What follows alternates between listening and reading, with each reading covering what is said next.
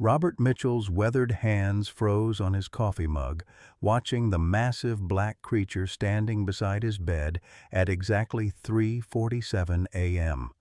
Again. The sound wasn't barking. It was crying, like a human child lost in the woods. For 3 years, Bob had believed he'd rescued an abandoned German Shepherd puppy from that rain-soaked ditch on Highway 101. Tonight, staring into those glowing amber eyes that reflected an intelligence far beyond any dog he'd known in his 40 years as a veterinarian, a terrifying truth crystallized in his chest. Sarah Coleman's scream from next door shattered the pre-dawn silence, followed by the crash of breaking glass. Through his bedroom window, Bob glimpsed other neighbors stumbling from their homes, flashlights cutting through darkness, all drawn by an otherworldly howl that seemed to come from everywhere at once. The creature, Shadow, had never made that sound before, not in 3 years of perfect companionship that had saved Bob from the crushing loneliness after Martha's death. "Dear God," Bob whispered, his heart hammering against his ribs. "What are you?" Leave a like and share your thoughts in the comments along with the city you're watching from now. Let's continue with the story.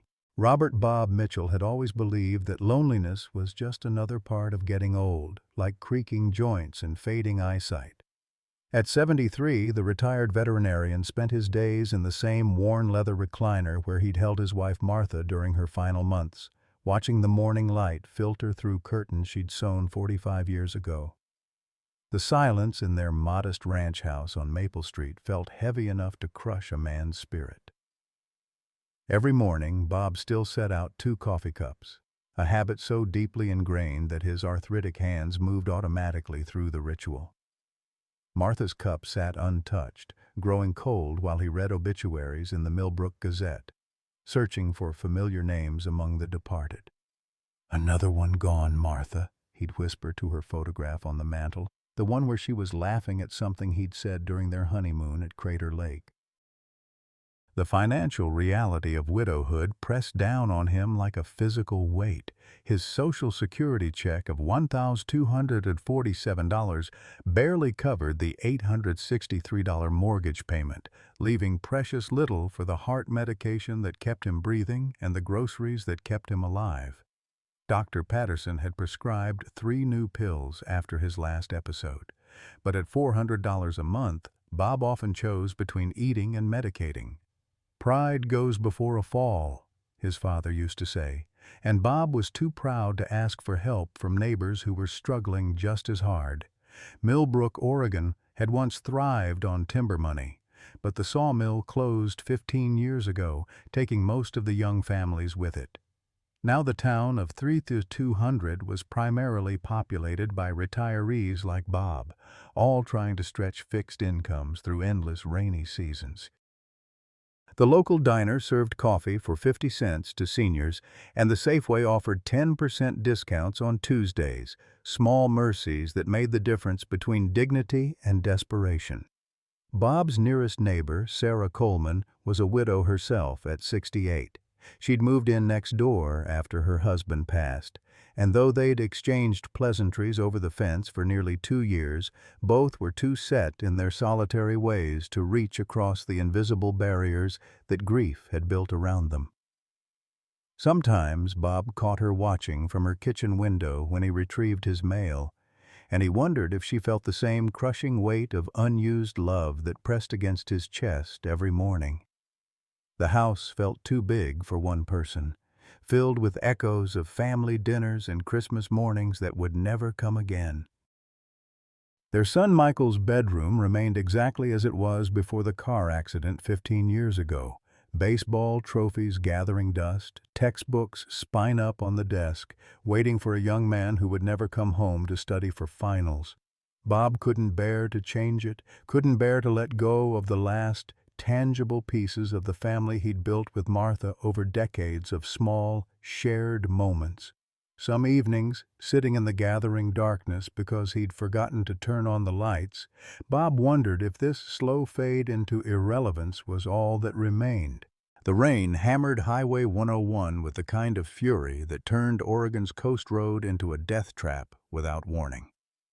Bob Mitchell gripped the steering wheel of his aging Ford pickup, squinting through windshield wipers that had seen better decades.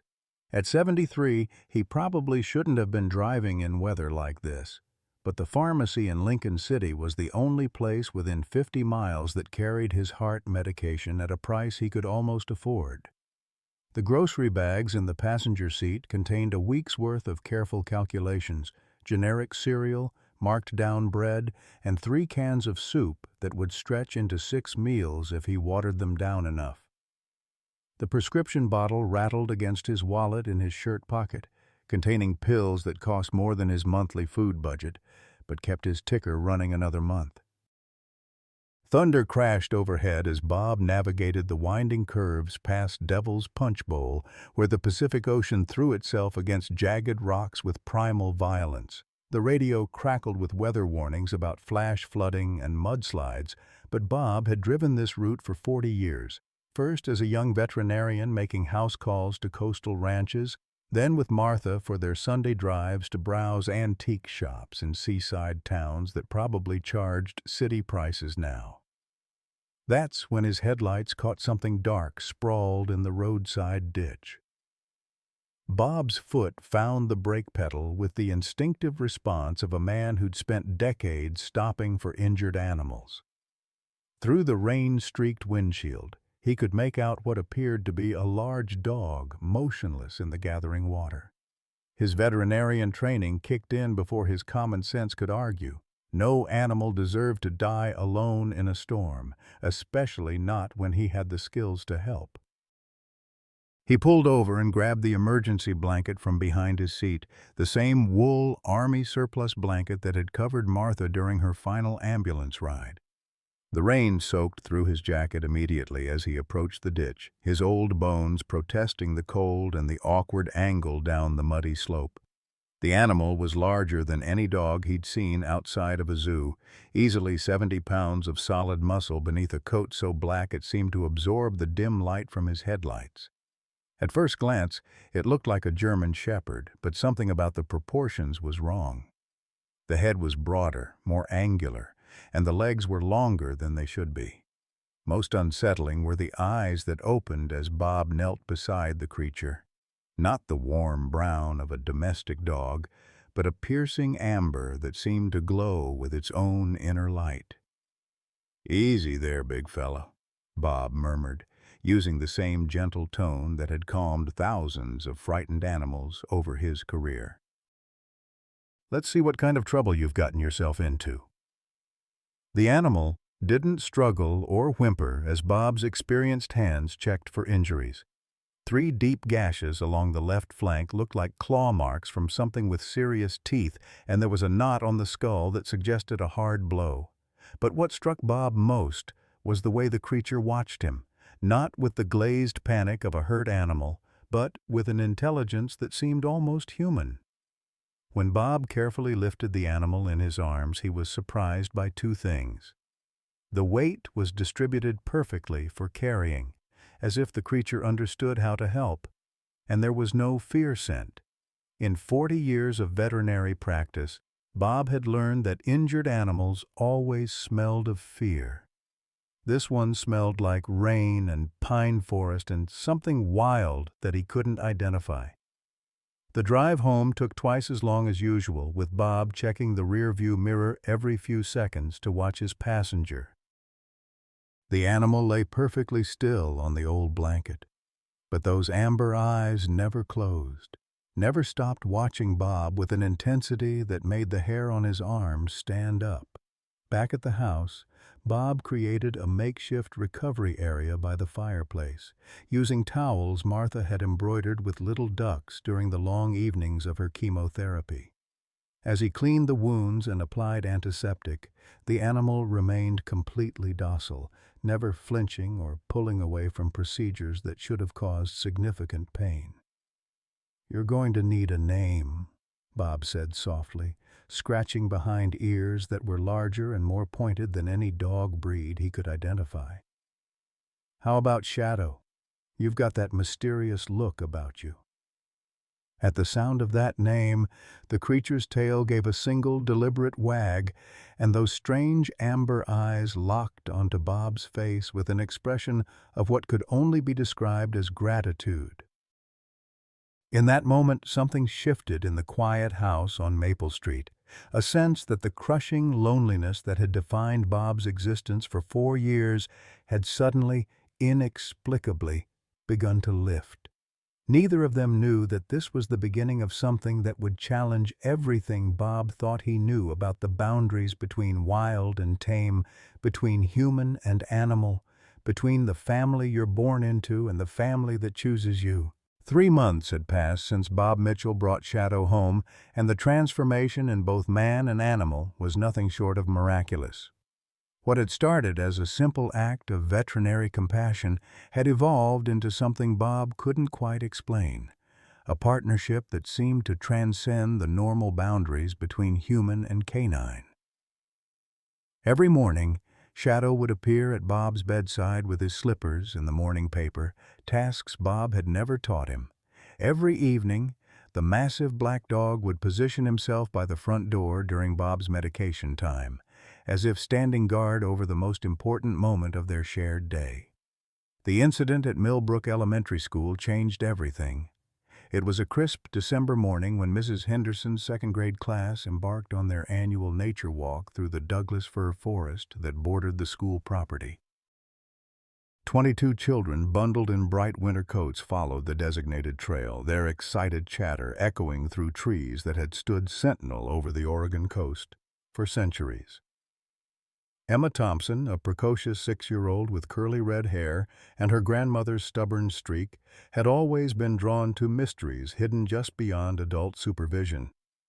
When the class stopped to observe a family of deer grazing in a meadow, Emma spotted something glinting deeper in the forest, perhaps a piece of colored glass or an abandoned toy left by previous adventurers. While Mrs. Henderson counted heads and distributed juice boxes, Emma slipped away from the group, following a game trail that wound between massive tree trunks toward her discovery. The forest swallowed her small form as efficiently as the ocean swallows a pebble. Mrs. Henderson's scream when she realized Emma was missing carried across the entire school grounds. Within minutes, Principal Martinez had initiated the emergency protocol that every educator dreads, a missing child announcement that sends ice through the veins of every parent within hearing distance. The Sheriff's Department responded with 4 patrol cars and their single K9 unit, a aging bloodhound named Duke whose best tracking days were behind him. For 6 hours, search teams combed every inch of accessible forest. Sheriff Tom Bradley coordinated volunteers who formed human chains, calling Emma's name until their voices grew hoarse. Duke followed scent trails that led to dead ends and false hopes. Helicopter searches from the Coast Guard revealed nothing but endless green canopy. As afternoon faded toward a December dusk that would bring temperatures into the dangerous range for a small child, the unspoken fear in everyone's mind was crystallizing into desperate reality.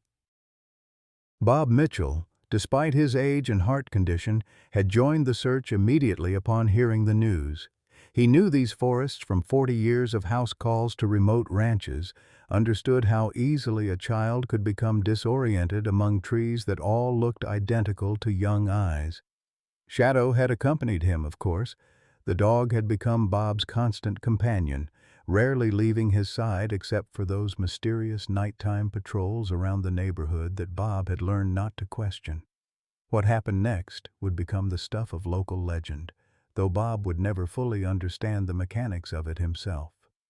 As search teams regrouped near the school parking lot to plan their transition to night operations, Shadow suddenly went rigid beside Bob's truck. The dog's head swiveled toward a section of forest that the official search had already covered twice, his nostrils flaring as they processed information invisible to human senses. Without warning or command, Shadow bolted from Bob's side, disappearing into the darkening forest with a speed and purpose that left Bob shouting uselessly after him. "Shadow, "Shadow, come back!" But the dog was gone, vanished into the woods as completely as little Emma Thompson had vanished that morning. For 4 agonizing hours, Bob waited with the other searchers as professional rescue teams prepared for an all-night operation. Portable floodlights were being assembled, additional K-9 units were driving up from Eugene, and Emma's parents sat in Sheriff Bradley's patrol car, holding each other while their world collapsed around them. The temperature had dropped to 34 degrees, and everyone understood what that meant for a 6-year-old in nothing but a school jacket and jeans. At 9:47 p.m., just as the professional search coordinator was explaining to Emma's parents that survival rates dropped dramatically after 8 hours of exposure, Shadow emerged from the tree line. He was not alone. Walking beside him, her small hand resting trustingly on his broad back, was Emma Thompson. She was cold and frightened but otherwise unharmed, and she was talking to Shadow in the comfortable tone children use with their most trusted friends. As the crowd of searchers and family members rushed toward them, Bob caught fragments of Emma's chatter. "And he kept me warm, and he brought me berries that weren't poison, and he told me stories, and he promised my mommy and daddy would find me." The reunion between Emma and her parents was the kind of moment that restores faith in happy endings. But what haunted Bob in the days that followed was Emma's insistence that Shadow had talked to her during their time together. Not barked or whined, but actually communicated in ways that a 6-year-old found perfectly natural and adults found impossible to believe. Dr. Emily Rodriguez, the town's veterinarian, insisted on examining Shadow after his forest adventure. As she checked him over in her clinic, her hands found things that made her frown with professional concern. Shadow's paw pads showed no cuts or bruises despite hours of traversing rough forest terrain. His coat was clean and dry despite the damp conditions. Most puzzling of all, his vitals were completely normal. No elevated heart rate, no signs of exertion or stress. "Bob," Dr. Rodriguez said carefully, "I need to ask you something. When you found Shadow on the highway, did you have him tested for rabies? Did you run any blood work?" Bob shook his head. He seemed healthy enough. No signs of disease or aggression. "Why?" Dr. Rodriguez hesitated, her hands still moving over Shadow's powerful frame. "I'd like to run some routine tests. Just for our records. Sometimes animals that display unusual intelligence or capabilities have underlying conditions we should monitor." What she didn't tell Bob was that Shadow's bite pressure, measured during the examination, registered at levels she'd only seen in wolves. Dr. Emily Rodriguez stared at the DNA analysis results on her computer screen for the 3rd time, hoping the numbers would somehow rearrange themselves into something that made sense. The laboratory in Portland was reputable, their testing procedures beyond question. But what she was reading challenged everything she thought she knew about canine genetics. Shadow's blood work revealed an impossible combination.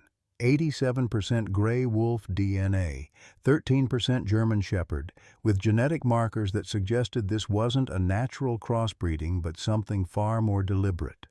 Under Oregon state law, any animal with more than 50% wolf DNA was classified as a dangerous predator requiring immediate euthanization. No exceptions, no appeals, no consideration for behavior or circumstances. Emily had witnessed the enforcement of this law twice in her 15 years of practice, and both times had left her questioning whether legal mandates always served justice.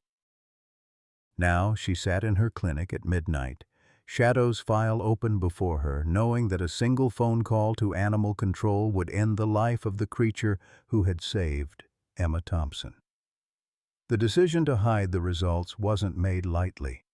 Emily understood the professional and legal risks, but she also understood that some laws created criminals out of innocent beings. She sealed the blood samples in her office safe and entered falsified results into Shadow's official record, purebred German Shepherd with minor genetic variations that accounted for his unusual size and coloring. The lie felt necessary, but it wouldn't hold up under scrutiny if anyone decided to investigate further. Meanwhile, Bob Mitchell was experiencing the best health of his senior years, though he couldn't explain why. His heart episodes, which had been increasing in frequency and severity since Martha's death, had virtually disappeared. His blood pressure had stabilized without medication adjustments. Most remarkably, his chronic insomnia, a side effect of grief that had plagued him for 4 years, had resolved completely. He slept 8 hours every night, waking refreshed and energetic in ways he hadn't felt since his 50s. What Bob didn't realize was that Shadow's presence was having measurable physiological effects on his well-being. The dog's midnight vigils weren't random wandering, but precise monitoring of Bob's vital signs. Shadow could detect the subtle changes in breathing patterns that preceded cardiac events, the chemical signatures that indicated dangerous blood pressure spikes, even the restless movements that suggested nightmares were approaching. His interventions were so subtle that Bob interpreted them as coincidental comfort, a warm presence during restless nights, gentle pressure against his chest when anxiety threatened to overwhelm him. Sarah Coleman had been watching this transformation from her kitchen window next door, and what she observed was making her reconsider the careful isolation she'd maintained since her husband's death. Bob was laughing again, something she hadn't heard in the 4 years since Martha passed. He was working in his garden, taking daily walks, even humming while he retrieved his mail. The change wasn't just physical. There was a lightness in his movements that spoke of purpose rediscovered. The morning Sarah finally knocked on Bob's door with a plate of fresh-baked cookies, Shadow greeted her with a gentle dignity that immediately put her at ease. Unlike every other dog she'd encountered, Shadow seemed to understand that she was nervous around animals, maintaining a respectful distance while somehow conveying welcome. When Bob invited her for coffee, Shadow positioned himself between them in a way that felt protective rather than intrusive, as if he were facilitating a connection that both humans were too hesitant to pursue on their own. "He's remarkable," Sarah said, watching Shadow's amber eyes track their conversation with obvious intelligence. "I've never seen a dog with such presence." "He saved my life," Bob replied simply. "Not just Emma Thompson's, mine too. I was ready to give up before he came along." Jake Harrison arrived in Millbrook on a rainy February morning, driving a dusty pickup truck with Colorado plates and carrying the kind of tension that comes from sleepless nights and desperate missions. At 28, the former military K-9 handler bore the invisible scars of 2 tours in Afghanistan and the guilt of surviving when too many of his friends hadn't. He'd been tracking Shadow for 3 months, following rumors and reports of an unusual dog who displayed behaviors that matched classified training protocols from a program that officially didn't exist. The Project Fenrir files were buried so deep in military bureaucracy that Jake had risked his security clearance just accessing them, but what he'd discovered explained everything about Shadow's extraordinary capabilities. The program had attempted to create the perfect military working dog by crossing elite German shepherds with carefully selected wolves, producing animals with enhanced intelligence, superior physical capabilities, and an almost supernatural ability to read human emotions and intentions. Shadow was one of only 3 successful subjects from the program, and officially, all 3 animals had been euthanized when the project was terminated due to ethical concerns. Unofficially, Jake knew that at least one had escaped during transport to the termination facility, vanishing into the Oregon wilderness during a vehicle accident that had never been properly investigated. When Jake finally met Shadow face-to-face in Bob's living room, the recognition was immediate and mutual. Shadow's entire demeanor shifted from relaxed companion to alert operative, his posture straightening into military bearing that would have been invisible to civilian observers, but was unmistakably clear to Jake's trained eye. The dog remembered his origins, but what Jake hadn't expected was the obvious contentment in Shadow's current life. "Sir," Jake addressed Bob with the formal courtesy his military training demanded, "I need to be honest with you about Shadow's background. He's not just an unusual dog. He's the product of a classified military breeding program, and technically he's considered government property." Bob's reaction was immediate and fierce. "Government property? This animal has been my family for 6 months. He saved lives, brought joy to this community, and you're telling me he belongs to bureaucrats who probably see him as a number in a file?"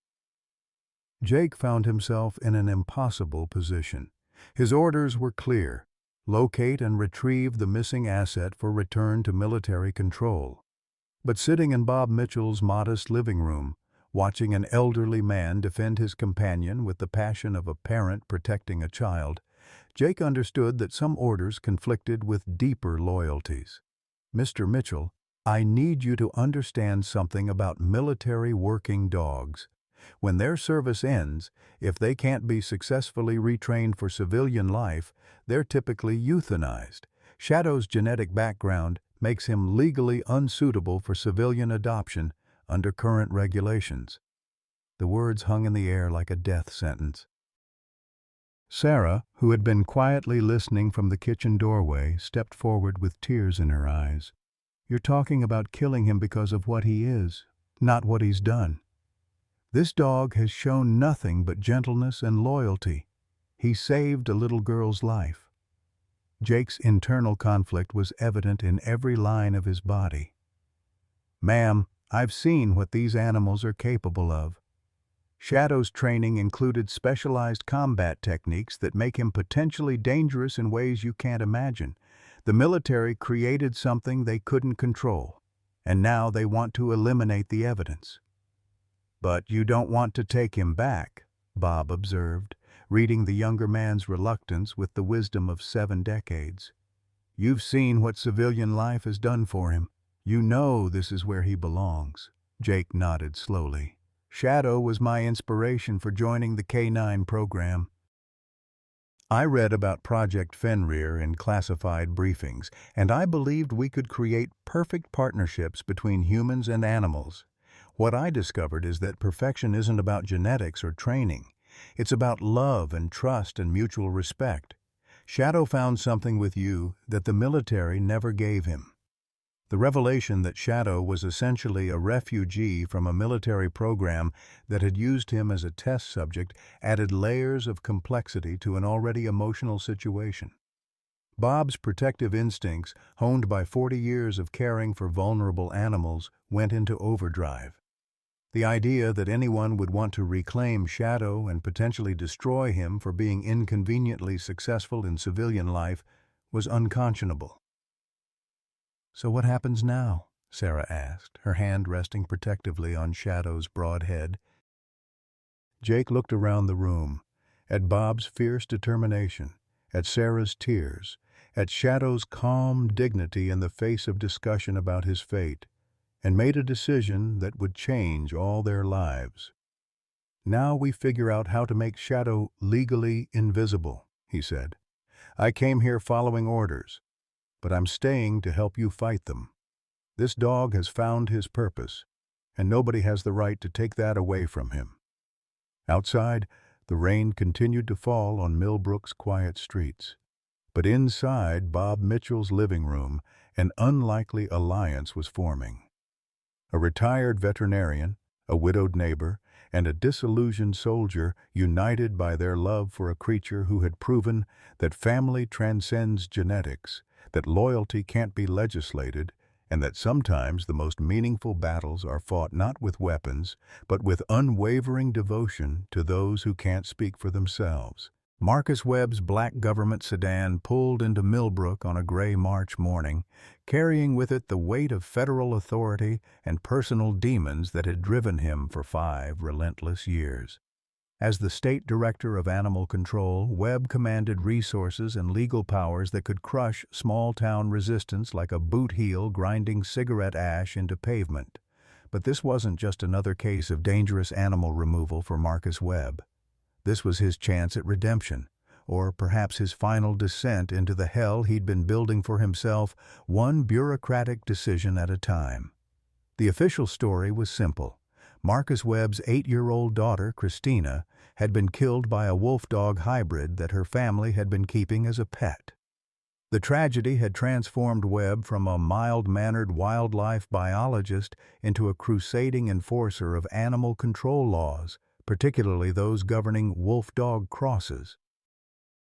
He'd personally overseen the euthanization of over 200 such animals in 5 years, each one a small act of vengeance against the creatures he blamed for destroying his family.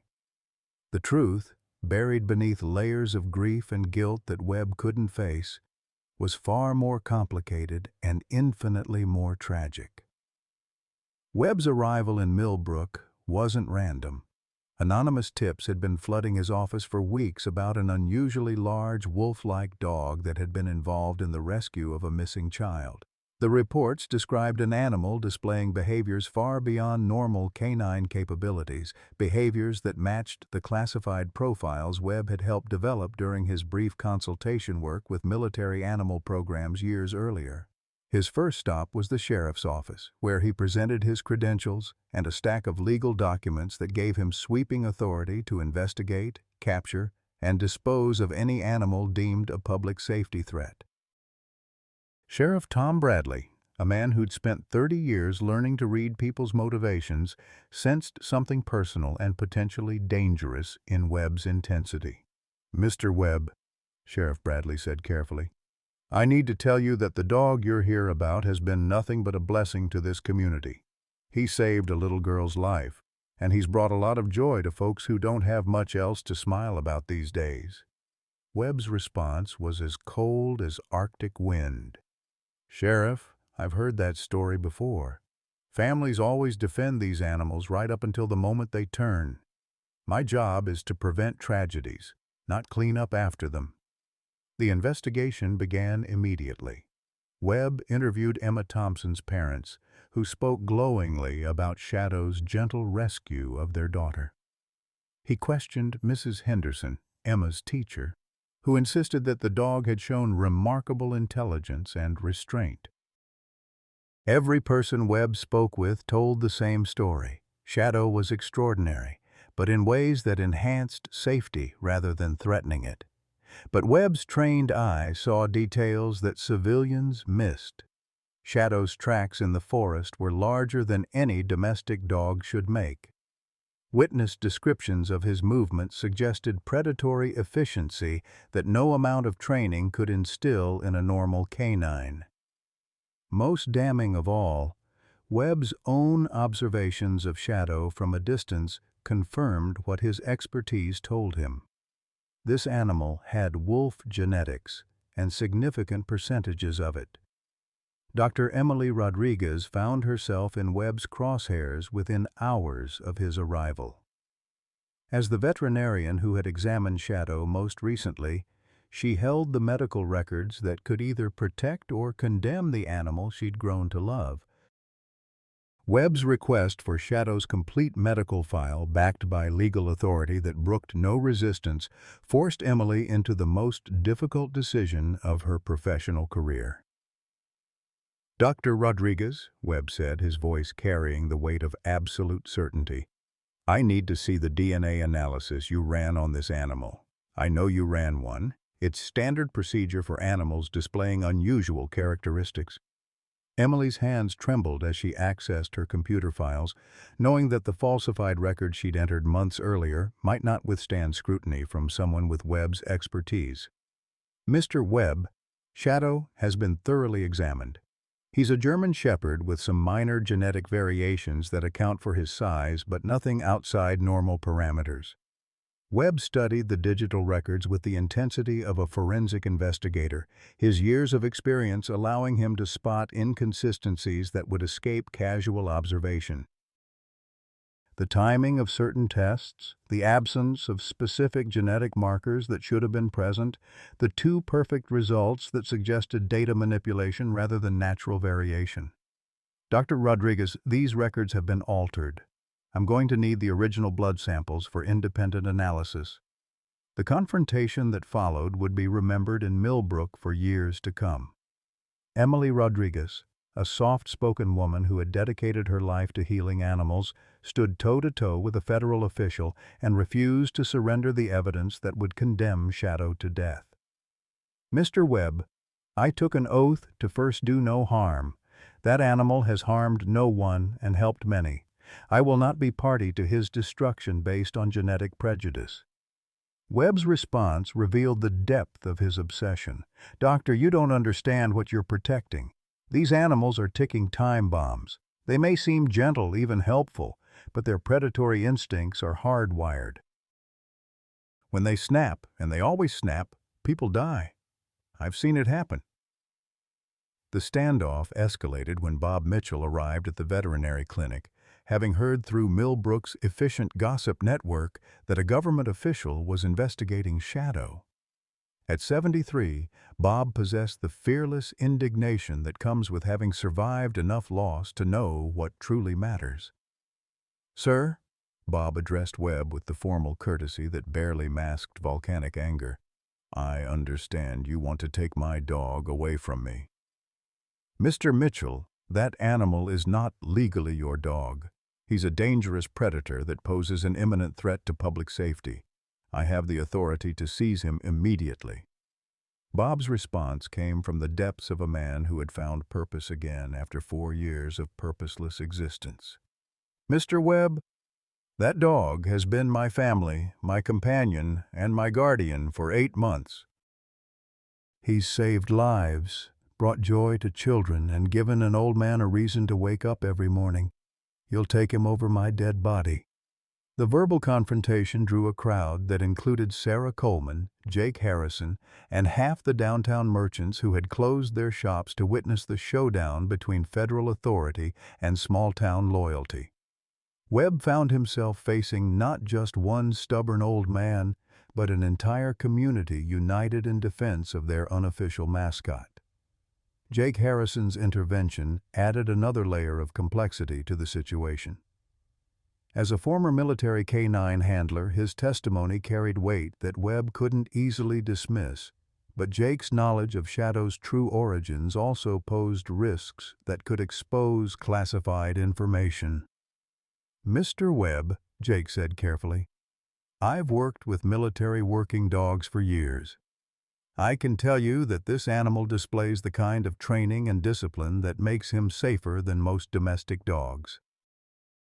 His responses are measured, controlled, and always proportionate to the situation." Webb's expertise allowed him to read between the lines of Jake's carefully worded statement. "Mr. Harrison, your background suggests you might know more about this animal than you're telling me. Has this dog received specialized training that might explain his unusual capabilities?" The question hung in the air like smoke from a gun barrel. Jake's answer would either provide Webb with the ammunition he needed to justify seizure or create enough reasonable doubt to protect Shadow while risking exposure of classified military programs. "Sir, all I can tell you is that this dog has shown nothing but protective instincts toward this community. Whatever his background, his current behavior speaks for itself." Webb's frustration was becoming visible as the community's resistance solidified around Shadow's defense. Every interview reinforced the same narrative: an exceptionally intelligent and gentle animal who had brought nothing but positive impact to everyone he'd encountered. But Webb's obsession with preventing another tragedy like his daughter's death made him incapable of seeing Shadow as anything other than a disaster waiting to happen. The breaking point came when Webb announced his intention to obtain a court order for Shadow's immediate seizure and euthanization based on genetic evidence he was certain he could obtain through federal laboratory analysis. The community's response was swift and unprecedented. Over 300 residents signed a petition supporting Shadow, local businesses pledged funding for legal defense, and the town council called an emergency meeting to consider a municipal ordinance protecting animals based on behavior rather than genetics. As evening fell over Millbrook, two camps had formed with Bob Mitchell's modest house on Maple Street as the epicenter of a conflict that had grown far beyond a simple animal control case. On one side stood Marcus Webb, armed with federal authority and driven by demons he couldn't acknowledge. On the other stood a community that had discovered something worth fighting for in the form of a mysterious dog who had proven that love transcends genetics and that family is defined by loyalty rather than law. The battle lines were drawn, and everyone understood that the next phase would determine not just Shadow's fate, but the very soul of a small town that had found its voice in defense of an animal who couldn't speak for himself. The courtroom of Judge Margaret Foster was packed beyond capacity on the morning of July 15th, with overflow crowds gathering on the courthouse steps and local news crews broadcasting live coverage of what had become known as the Shadow Trial. At 71, Judge Foster had presided over countless cases involving animal control disputes, but never one that had divided a community so completely or attracted national attention to their small Oregon coastal town. Marcus Webb sat at the prosecutor's table with the state attorney general's office, surrounded by boxes of evidence and legal precedents that painted a damning picture of wolf-dog hybrids as inherently dangerous predators. His presentation was methodical and devastating. Statistical analysis of wolf-dog attacks nationwide, expert testimony about predatory instincts that could emerge without warning, and photographs of victims from previous incidents that left the courtroom in stunned silence. Your Honor, Webb addressed the court with the confidence of a man who had prosecuted dozens of similar cases. We are not here to debate this animal's past behavior, however admirable it may seem. We are here to prevent a future tragedy that genetic science tells us is inevitable.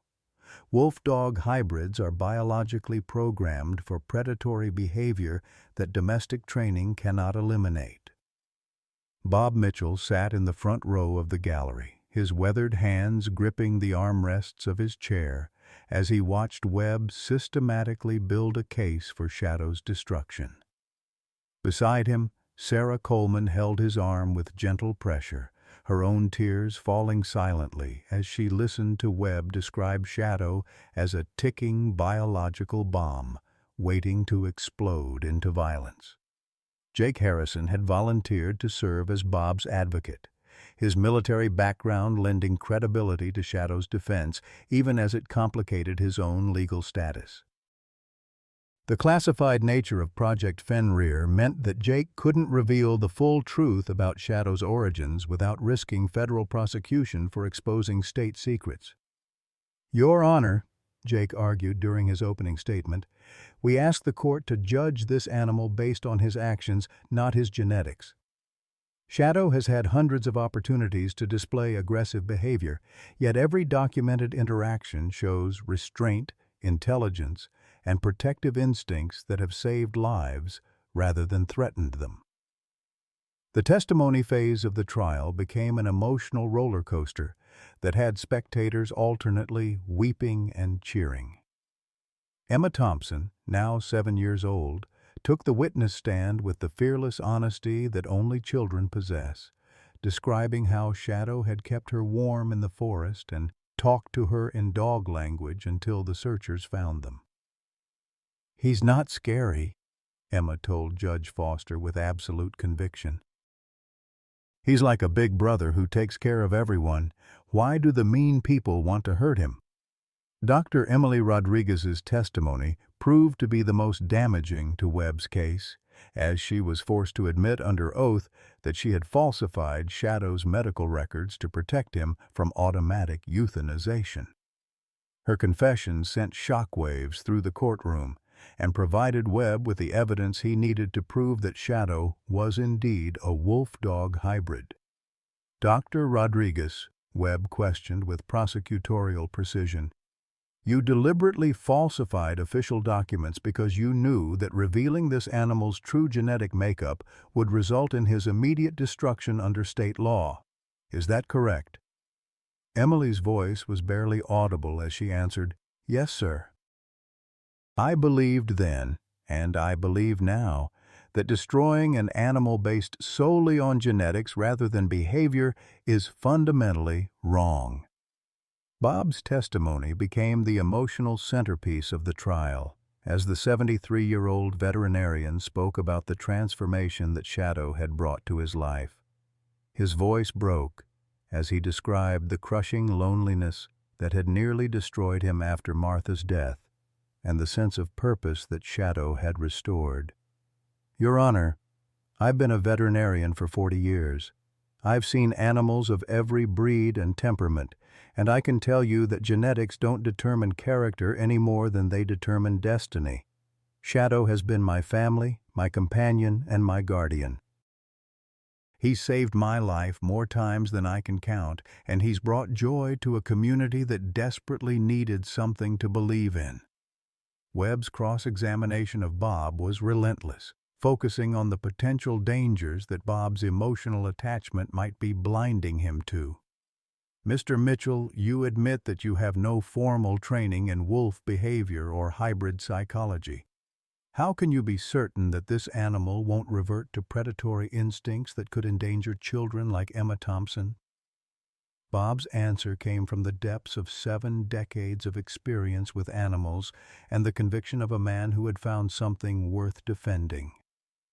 Mr. Webb, I can't guarantee what any animal might do under extreme circumstances, just like I can't guarantee what any human might do, but I can tell you that Shadow has had every opportunity to harm someone, and instead he's chosen to help.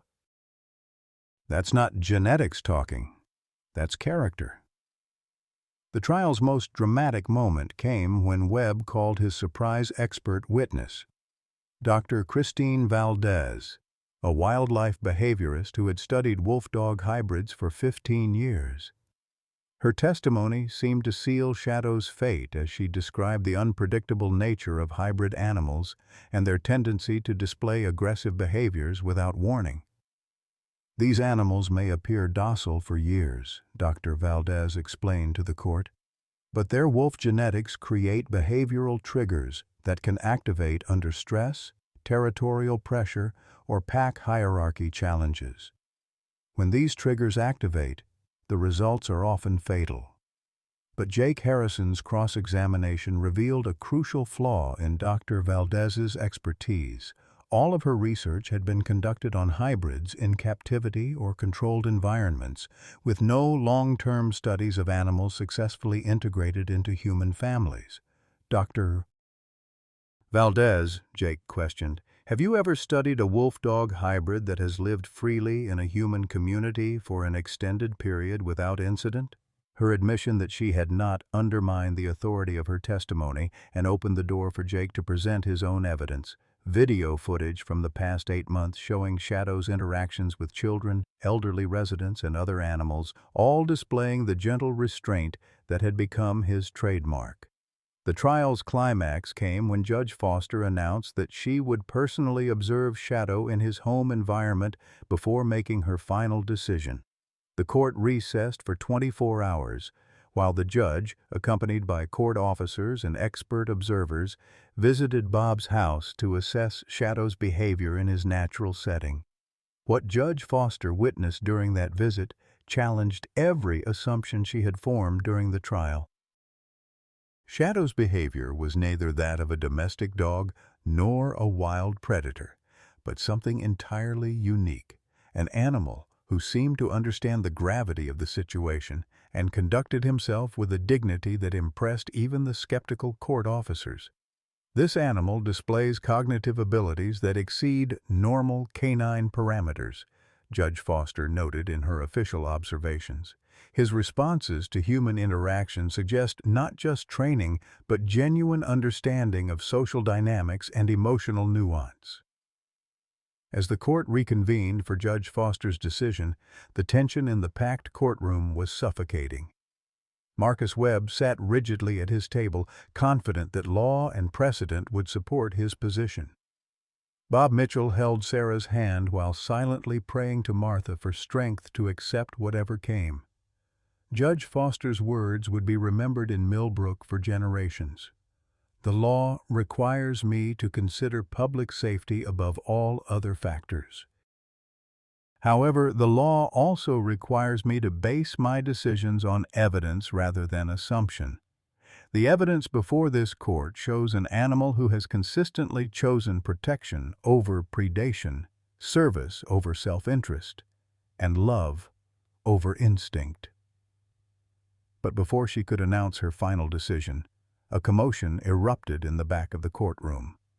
A court officer was speaking urgently into his radio, and within moments, Sheriff Bradley was whispering frantically in Judge Foster's ear. "Ladies and gentlemen," Judge Foster announced, her voice tight with concern, "this court is in recess. There has been an incident involving the defendant animal that requires immediate investigation." The packed courtroom erupted in chaos as word spread through the crowd. Shadow had disappeared from Bob's house sometime during the night, and a massive search was underway to locate him before Marcus Webb's authority to order his immediate destruction upon capture could be implemented. Outside the courthouse, Bob Mitchell collapsed into Sarah's arms, his worst nightmare realized.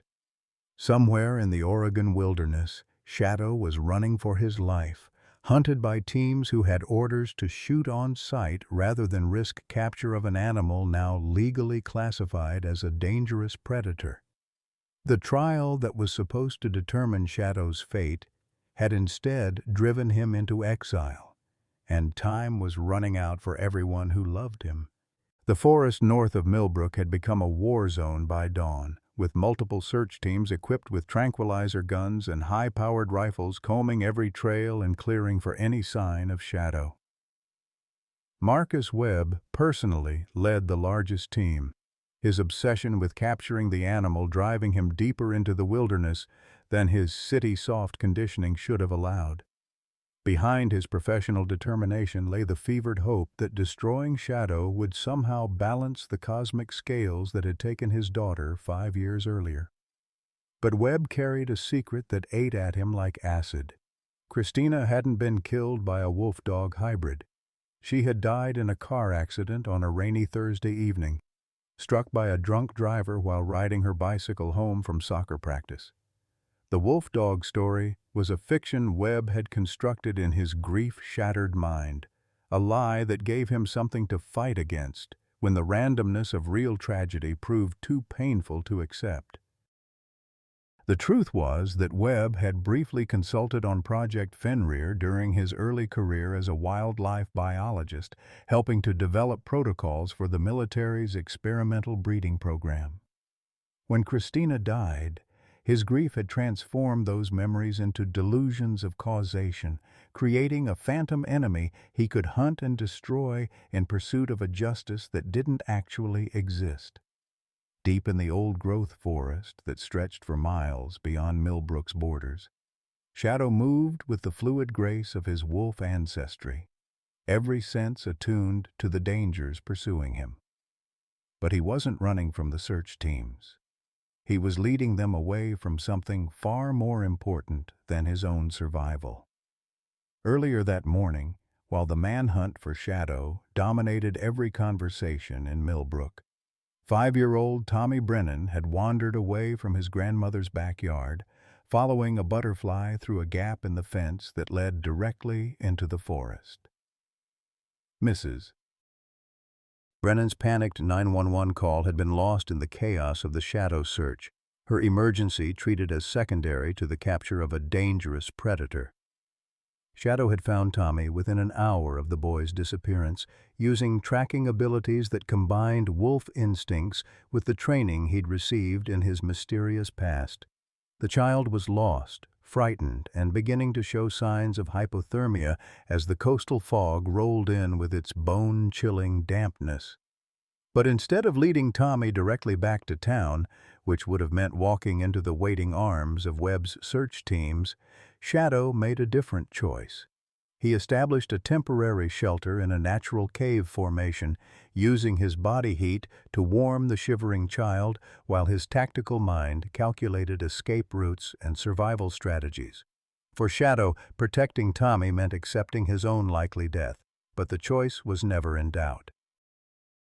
This was what he had been created for, what every instinct in his hybrid nature demanded: protect the innocent, regardless of cost.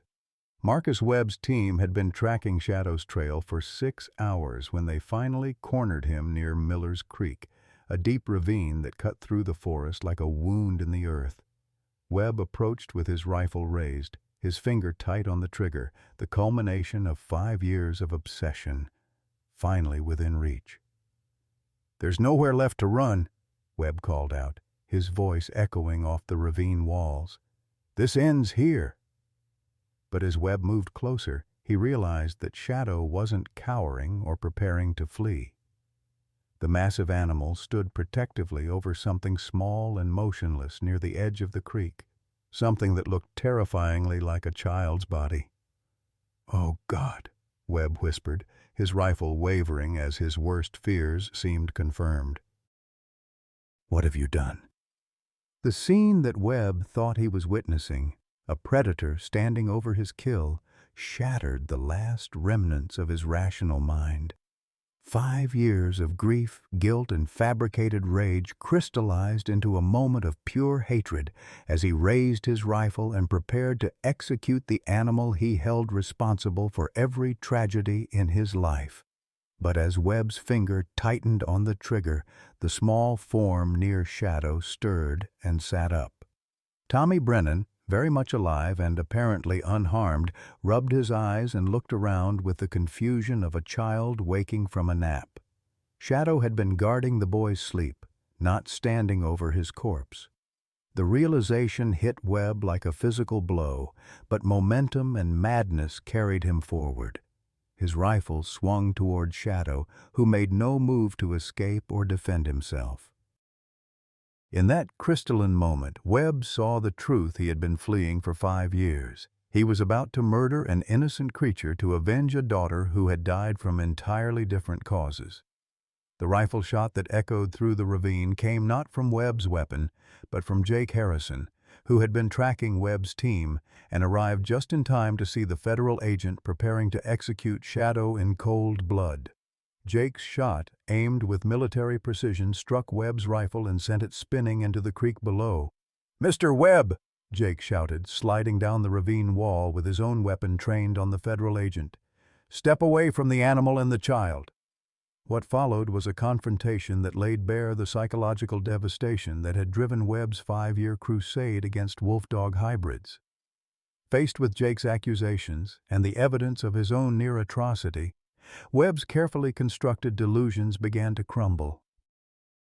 "You don't understand," Webb said, his voice breaking as he backed away from Shadow and Tommy. "These animals are killers. They took my daughter. They destroyed my family." Jake kept his weapon trained on Webb while moving to check on Tommy, who seemed unharmed but confused by the dramatic scene unfolding around him. Shadow remained motionless, his amber eyes fixed on Webb with an expression that Jake found impossible to interpret. "Mr. Webb, I've read your file. Your daughter died in a car accident. There was no animal involved, no wolf-dog attack. You've been hunting shadows for 5 years." The truth, spoken aloud by someone who couldn't be dismissed or ignored, broke something fundamental in Webb's psyche. He collapsed to his knees beside the creek, his federal authority and professional certainty dissolving into the broken sobs of a father who had never properly grieved his child's death. "I couldn't save her," Webb whispered, the words torn from depths he'd refused to explore for 5 years. "I was supposed to protect her, and I failed. I needed something to fight, something to blame. I needed it to make sense." Shadow's response to Webb's breakdown was the moment that would haunt Marcus Webb for the rest of his life. Instead of maintaining distance from the man who had tried to kill him, Shadow approached Webb slowly and deliberately. With infinite gentleness, the animal that Webb had demonized placed his massive head against Webb's shoulder in a gesture of comfort that transcended species boundaries. The irony was devastating. The creature Webb had hunted as a monster was offering him the compassion he'd been unable to give himself. Jake Harrison watched this extraordinary scene while coordinating Tommy's rescue with the search teams that were now converging on their location. The child was unharmed, having been protected by Shadow through a night in the forest that could have ended in tragedy without the wolf dog's intervention. As emergency medical teams checked Tommy for injuries and hypothermia, the full scope of what had transpired became clear to everyone present. Shadow had risked his own life to save a lost child, leading pursuit teams away from the boy while keeping him safe and warm through a dangerous night in the wilderness. The animal that Marcus Webb had portrayed as a threat to public safety had proven himself to be exactly the opposite. But the legal implications of the situation remained unchanged.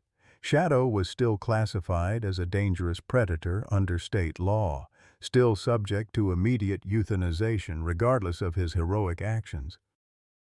Webb, despite his psychological breakdown, retained the authority to order Shadow's destruction, and nothing that had happened in the forest altered the legal framework that condemned the wolf dog to death.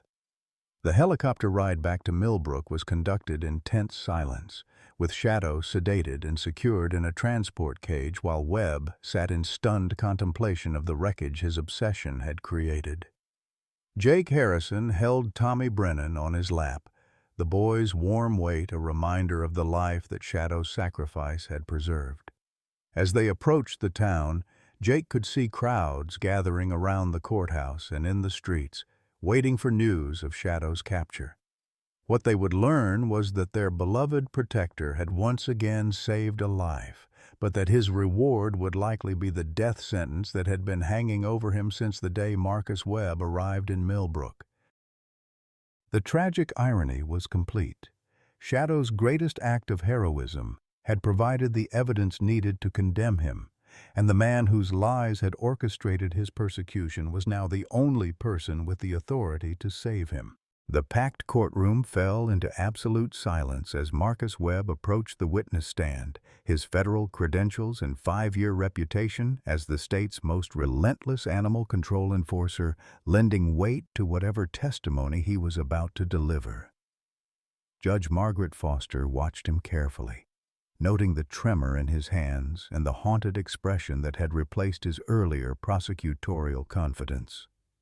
Bob Mitchell gripped Sarah's hand so tightly that his knuckles had gone white, both of them bracing for the words that would seal Shadow's fate. "Mr. Webb," Judge Foster began, "you have requested to address this court regarding new evidence discovered during the capture operation. Please proceed." Webb's voice was barely above a whisper as he began to speak, each word seeming to cost him tremendous effort. "Your Honor, I need to make a confession that will destroy my career and possibly result in criminal charges against me, but this court and this community deserve the truth." The courtroom stirred with anticipation as Webb continued, his professional composure cracking like ice under spring pressure. 5 years ago, I told this office and every jurisdiction I've worked in since that my daughter Christina was killed by a wolf-dog hybrid. I've used that story to justify the euthanization of over 200 animals. That story is a lie. The collective gasp from the packed gallery was audible, but Webb pressed on, his confession gathering momentum like a dam bursting under its own weight. Christina died in a car accident. She was struck by a drunk driver while riding her bicycle home from soccer practice. There was no animal involved, no predator attack, no justification for the crusade I've been conducting against these creatures. Judge Foster's expression shifted from judicial neutrality to something approaching shock as she processed the implications of Webb's admission. "Mr. Webb, Are you telling this court that your expert testimony regarding wolf dog dangers has been based on fabricated personal experience? Yes, Your Honor. I created the story because I couldn't accept the randomness of Christina's death. I needed something to fight against, something to blame. I convinced myself that if I could eliminate enough dangerous animals, I could somehow balance the scales of justice that had failed my daughter. Bob Mitchell felt tears streaming down his cheeks as he watched the man who had nearly destroyed Shadow break apart in front of the entire community. Sarah whispered a prayer under her breath, sensing that they were witnessing something profound and transformative, though she couldn't yet understand where Webb's confession was leading. But yesterday in the forest, Webb continued, his voice growing stronger with each revelation, I experienced something that shattered every delusion I've been living with. I found Shadow protecting a lost child, keeping him warm and safe through the night. When I raised my rifle to kill this animal, I realized I was about to become the monster I'd been claiming to hunt. Jake Harrison, still wearing the clothes he'd slept in during the forest search, watched Webb's testimony with a mixture of relief and amazement. The decorated soldier had seen men break under pressure before, but he'd never witnessed someone voluntarily destroy their entire professional identity in service of truth. Your Honor, Webb said, reaching into his jacket and withdrawing a thick manila folder, I'm submitting my resignation from state service and requesting that every case I've prosecuted based on my false testimony be reviewed for potential wrongful animal destruction. More importantly, I'm recommending that Shadow be immediately reclassified as a therapeutic support animal and granted full legal protection under state law. The courtroom erupted in cheers and applause that Judge Foster had to gavel into submission, but the emotional release was undeniable. Months of tension, fear, and community division were dissolving in the face of Webb's unexpected reversal. Dr. Emily Rodriguez, who had been sitting in the back of the courtroom expecting to face perjury charges for falsifying Shadow's records, felt a weight lift from her shoulders that she'd been carrying since the day she'd first hidden his DNA results. Her decision to protect Shadow based on behavior rather than genetics had been vindicated by the very man who had tried to destroy him. Mr. Webb, Judge Foster said carefully, this is highly irregular. You're asking this court to essentially invalidate years of legal precedent based on your personal revelation about one specific animal. Webb's response came from a place of hard-won wisdom and genuine remorse. Your Honor, I'm asking this court to judge animals the same way we judge humans, based on their actions, not their genetics. Shadow has proven through consistent behavior over 8 months that he poses no threat to this community. In fact, he's proven the opposite. He's a protector, a guardian, and a member of this family that we should be celebrating, not destroying. The judge's decision to allow victim impact statements created an unprecedented scene in the courtroom. Emma Thompson, now 7 years old, took the witness stand with the fearless honesty that only children possess. Your Honor, Shadow is my friend.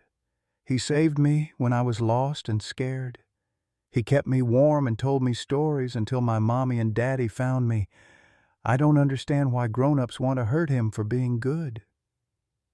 Tommy Brennan's grandmother spoke next, her voice thick with emotion as she described the horror of discovering her grandson missing and the miracle of his safe return. That animal risked his own life to protect my Tommy. While everyone was hunting Shadow, he was taking care of a little boy who could have died in those woods. How can we punish him for saving a life? Bob Mitchell's final testimony became the emotional centerpiece of the hearing as the 73-year-old veterinarian spoke about the transformation that Shadow had brought not just to his own life, but to the entire community. Your Honor, I've lived in Millbrook for 50 years, and I've never seen this town come together the way it has around Shadow. He's given us something to believe in, something to protect. He's reminded us that family isn't about genetics. It's about love, loyalty, and the choice to care for each other. Sarah Coleman's statement, delivered with the quiet strength of a woman who had found love again after years of loneliness, brought tears to eyes throughout the courtroom. Shadow brought Bob back to life, and in doing that, he brought me back to life too. We're planning to marry next month, and Shadow will be part of our ceremony because he's the reason we found each other. This animal has created more love than he's destroyed. Judge Foster's deliberation lasted only 15 minutes, but those minutes felt like hours to everyone waiting in the packed courtroom. When she returned to the bench, her expression was solemn but not unkind. "In 40 years on this bench," Judge Foster began, "I have never encountered a case that so clearly illustrates the difference between legal technicality and true justice. The law requires me to consider public safety, but it also requires me to base my decisions on evidence rather than prejudice." The judge's words carried the weight of precedent-setting authority as she continued. "The evidence before this court shows an animal who has consistently chosen protection over predation, service over self-interest, and love over instinct. Based on Mr. Webb's testimony, his previous expert witness statements, and the documented behavior of the defendant animal, this court finds no justification for euthanization." The explosion of joy in the courtroom was immediate and overwhelming. Bob Mitchell collapsed into Sarah's arms, sobbing with relief that he'd never expected to feel again. Jake Harrison felt his own tears falling as he thought about all the military working dogs who deserved the same consideration that Shadow was finally receiving. But Judge Foster wasn't finished. Furthermore, this court is recommending that the state legislature review current laws regarding wolf-dog hybrids to allow for individual behavioral assessment rather than blanket genetic discrimination. What we've witnessed here suggests that our current legal framework may be creating injustice rather than preventing it. Marcus Webb approached Bob Mitchell in the courthouse hallway after the hearing, his federal badge and authority seeming suddenly meaningless in the face of what had transpired. "Mr. Mitchell, I owe you an apology that I can never adequately express. I nearly destroyed something precious because I couldn't face my own grief." Bob's response came from the wisdom of a man who had survived his own devastating losses. "Mr. Webb, grief makes us do things we never thought we were capable of. The important thing is that you found your way back to the truth. Christina would be proud of you for saving Shadow." As the crowd dispersed from the courthouse, Bob and Sarah walked home hand in hand, knowing that Shadow would be waiting for them in the kitchen, probably with Bob's slippers and the evening paper. The legal battle was over, but more importantly, their family was safe and officially recognized. That evening, as Bob sat in his favorite chair with Shadow's massive head resting on his lap, he spoke to Martha's photograph with a peace he hadn't felt in years. "Martha, you promised to send an angel to watch over me." "I never imagined he'd have 4 legs and the wisdom to teach a whole town about the difference between prejudice and love." Shadow's tail wagged once, a gesture of contentment that seemed to encompass not just his own happiness, but the joy of everyone whose life he had touched and transformed. Dear friends, Bob Mitchell's story with Shadow reminds us that life's most beautiful chapters often begin when we think our story is ending. At 73, Bob believed his purpose died with Martha, that his days of making a difference were behind him. But sometimes love arrives in the most unexpected form, not as we planned, but exactly as we need it. Shadow didn't just save Bob's life, he gave Bob a reason to fight, to hope, and to open his heart again. How many of us have felt that same crushing loneliness after losing a spouse, wondering if anyone would ever need us again? Bob's journey shows us that family isn't always about blood. Sometimes it's about the souls brave enough to rescue each other. Whether it's a neighbor like Sarah, a cause worth fighting for, or even a four-legged companion who sees past our age to our heart, love has a way of finding us when we need it most. Bob discovered that his greatest adventures weren't behind him, they were just beginning. Your story isn't over either. The next chapter might be the most beautiful one yet. What unexpected blessing entered your life when you thought your best days were behind you? How has caring for someone or something else helped heal your own heart during difficult times? Please share your stories in the comments below. Your words might be exactly what someone else needs to hear today.